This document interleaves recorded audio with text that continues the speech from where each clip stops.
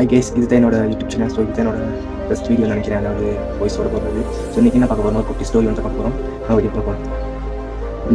புத்தர் அவர் நமக்கு தெரியும். ஸோ அவர் வந்து ஒரு கிராமத்தில் மக்கள் எல்லாத்துக்கும் போதனை செஞ்சுக்கிட்டு இருக்காரு. அப்போக்குள்ள ஒரு நபர் வந்து அவரை எப்படி சரி அவமானப்படுத்தணும், அதாவது தீய சொற்களில் சொல்லி அவமானப்படுத்தி அவரை அந்த ஒரு போதனை செய்கிற இடத்துல அவர் அவமானப்படுத்தி அந்த இடத்த விட்டு அவர் அனுப்பணும்னு சொல்லி அந்த இடத்துக்கு போகிறாரு. ஸோ புத்தர் வந்து அன்னைக்கு போதனை செஞ்சு கொண்டிருக்கக்குள்ள இவர் போயிட்டு அந்த இடத்துல உட்காந்து கொஞ்ச நேரத்தில் எழும்பி தீய சொற்கள் எல்லாம் சொல்லி அவர் பேசுகிறாரு.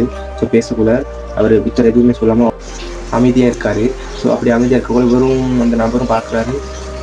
தன்னால் முடிஞ்ச அளவுக்கு அவர் எவ்வளோ அவமானப்படுத்த முடியுமோ அவ்வளோ அவமானப்படுத்துகிறாரு. ஸோ கடைசி வரைக்கும் புத்தர் எதுவுமே சொல்லாமல் அமைதியாக இருக்கார் போதனை செஞ்சுக்கிட்டு. ஸோ அந்த நபர் பேசி முடிச்சு கடைசியில் புத்தர்கிட்ட கேட்குறாரு, நான் எவ்வளோ ஏசியும் உங்களுக்கு ஏன் கோவமே வரல, நீங்கள் ஏன் எந்த ஒரு ரியாக்ஷனுமே தரல அப்படின்னு கேட்டிருக்காரு.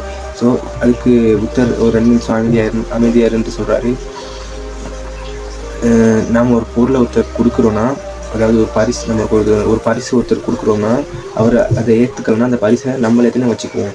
ஸோ அதே மாதிரி நீ பேசின இந்த ஒரு தீய சொற்கள் எல்லாமே நான் ஏற்றுக்கலை, அதனால் இது உனக்கே சொந்தம் அப்படின்னு சொல்கிறாரு. ஸோ இதுலேருந்து நம்ம என்ன புரிஞ்சுக்கிறோம்னா, நம்ம பேசுகிற தீய சொற்கள் யார் எப்படி பேசினாலும் அவங்க அதை ஏற்றுக்காட்டி அது அப்படியே நம்மளுக்கு தான் சொந்தமாகும். ஸோ அதே மாதிரி தான் இந்த ஒரு ஸ்டோரியிலேருந்து நீங்கள் என்ன புரிஞ்சுக்கிறீங்கன்னா கமெண்ட்டில் சொல்லிட்டு போங்க.